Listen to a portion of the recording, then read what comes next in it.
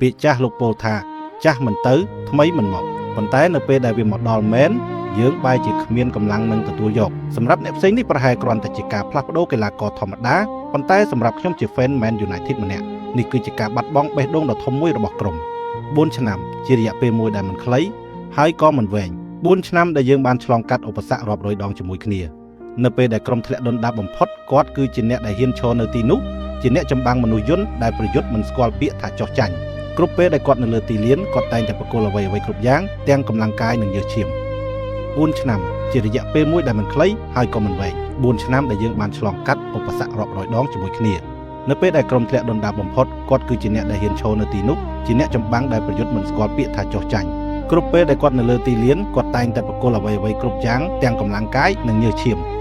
គេរិះគន់គាត់គេថាគាត់ចាស់គេថាគាត់អស់ល្បឿន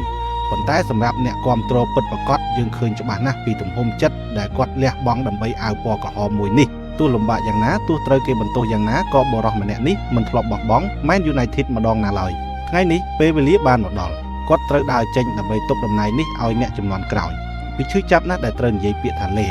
ខ្ញុំពិតជាមិនទាន់ត្រៀមខ្លួនទទួលយកការបាត់បង់សសរទ្រូងមួយនេះនៅឡើយទេ